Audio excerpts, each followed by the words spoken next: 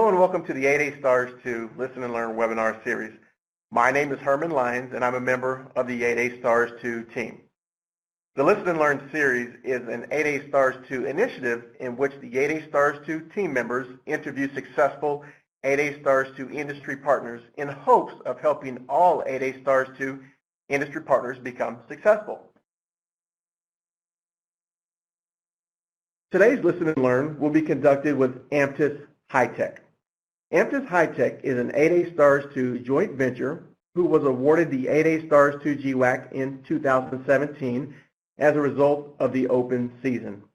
AMTIS Heitech was awarded Constellation 1 and 2, Functional Areas 1, 2, 3, and 4, and has been awarded 4 task order awards against their 8A Stars 2 GWAC with a total contract value of $3.7 million as of this recording in December 2018.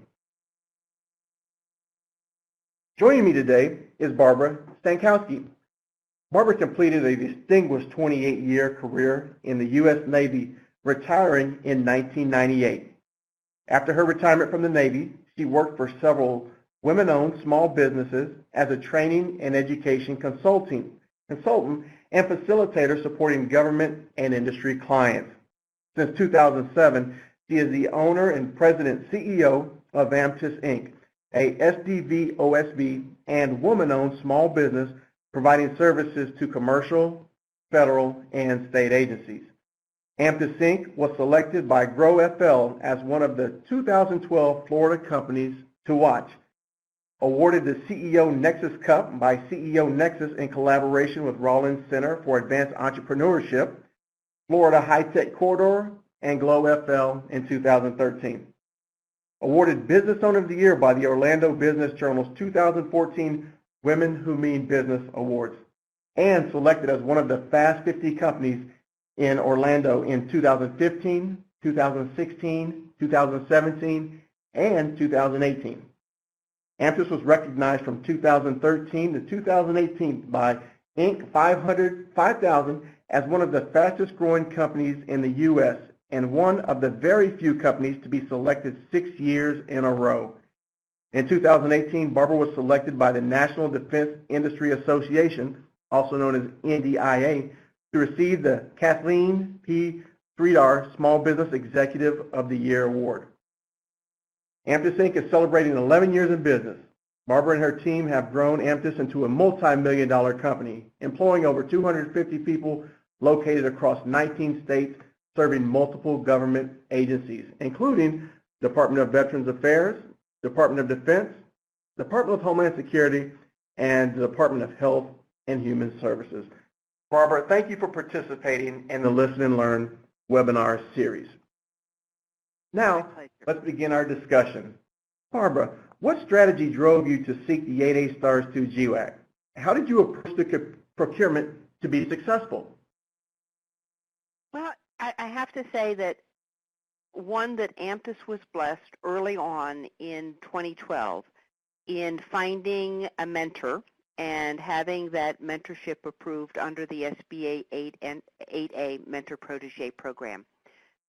That mentor helped us build infrastructure and help grow, and they were a previous 8A with access to the STARS contract. So when the on-ramp was available and Heitech, my mentor, was no longer an 8A, we took a look at the options. AMTIS was now a $20 million a year company. We were looking at how to compete in the larger NAICS codes, most of which are IT or technically related. And we began talking with our mentor about this opportunity. One, because we knew that they had a far more substantial past performance than we did. We had past performance in a variety of IT opportunities, but we didn't think sufficient to be credible going after STARS. So we kind of sat down and strategized, and we said, well, we could submit alone as AMTIS, or we could leverage this mentor-protege relationship and our 8A SBA-approved joint venture, AMTIS Heitech. To do that, we would have to go to the SBA and ask them for permission to add the 8A Star II GWACs to our procurement plan, which the SBA did approve. And we worked, basically, AMTIS took the lead in developing the proposal, in working on our marketing plan with advice and guidance from our mentor, who provided their past performance and experience to be incorporated into that document. And in July of 2016, we submitted. Now, one of the things that was very nice about this was both Heitech and AMTIS held ISO certifications, which allowed us to bid for both functional areas, or both lots. So that was also very good. We found that only about 5% of small businesses hold ISO certifications, and we thought that was an important differentiator for us early on. And so we put that in place, and it proved to be of great benefit in this particular procurement. So we went forward, submitted our proposal in July of 2016, and we're really delighted to be a successful awardee when that on-ramp was awarded. I would want to point out just two things, and that's I want to highlight the value of finding a great long-term 8A mentor. It's tremendously helpful for understanding how to grow and develop your infrastructure. And we were lucky to have a very successful 5-year mentor-protege relationship, which began in 2012 with our long-term mentor. And that partnership and friendship continues today. Perfect. Thank you, Barbara. And, you know, question number 2 really kind of ties into question number 1, in that, you know, we heard and we learned of your great strategy on the front side and, you know, positioning yourself to obtain the 8A Stars II GWAC. But question number 2 asks is, have you leveraged your strategy since being awarded the contract? What did you do the first year of having your 8A Stars II GWAC? Well, it's very interesting. We had worked very long and hard on a very large procurement that the Army was submitting. It was an AMTIS proposal effort, not with our mentor, for the Army's advanced virtual learning environment contract. We did not win that contract, but what happened afterwards is, because of several protests, there were a number of clients looking for an alternative to get some of their training products developed, their high-end simulations and modeling products. And we were able to chat with them to talk about the 8A Stars opportunity and option for them to consider. And we were lucky to have 4 of those clients submit sole source requests for our service to support them in that training development effort. Again, the training development effort being very high-end, we would call it level 4, highly interactive, simulated environments. So again, it was a perfect fit for STARS, a perfect fit for the client, and certainly a perfect fit for us. Perfect. Thank you. Barbara, a question that we commonly get, and when I say we, meaning the 8A Stars II team here at GSA, you know, they say, what is the single most important thing I can do, Herman or Belinda or Lori? What is that one thing that I can do to help grow my 8A Stars II sales? I'd love to hear your thoughts on that and see if you had any ideas of important things that industry partners could do to become successful. I think there are a number. I think, one, you need to keep your eye on the task orders that are being published on a daily basis on the STARS GSA website, and respond to those that you're capable of responding to, particularly those that are RFIs. I think historically, AMTIS has done 30 to 40 RFIs or sources sought a year. We use it as a strategy to get our name out there, to help get some traction, to introduce us to new clients, and it's worked very successful.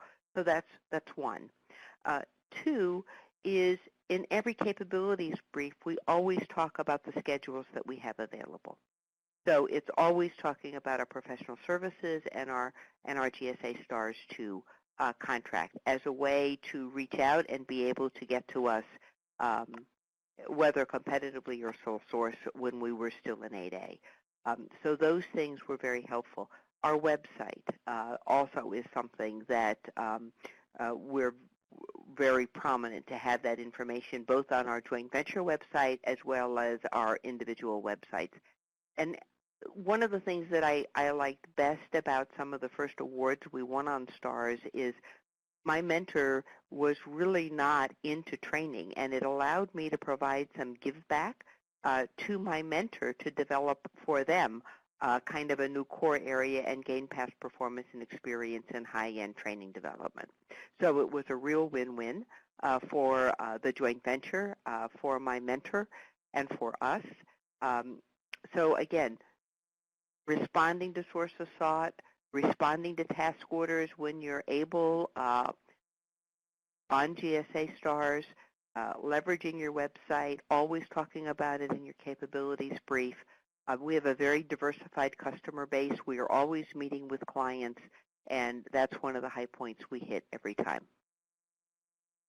Great. Thank you, Barbara. And for everyone listening, you know, this is the third Listen and Learn that we've conducted, and Barbara is saying spot on what our other two speakers had also said, referring to eBuy and the sources sought and the RFIs. You all would be surprised to know how many federal acquisition professionals, or what we like to call customers, really have no idea on who they would like to use. So I would echo what Barbara is saying in that, you know, take a look at those RFIs, those sources sought. If you have time, go ahead and reply back to those. It's very telling that Barbara said they do respond to around 40 RFIs and sources sought per year. That should give you an idea on how active you should be in pursuing those opportunities. So Barbara, thanks for that. I would also like to say the website. This is the first time, Barbara, that I've heard anybody mention their website. But when you think about it, it's often the window into our company, right? It's often the first time people see your company and your brand and your logo, and they get to see the acquisition vehicles that you have. So, you know, be sure, take advantage of updating your website. Make sure it says the things that you want it to say. You know, you may need to take a look every month at your website to make sure your core competencies are updated. So, Barbara, thanks for bringing that up. That's something we hadn't heard before, so thank you. Moving on to our next question, number 4.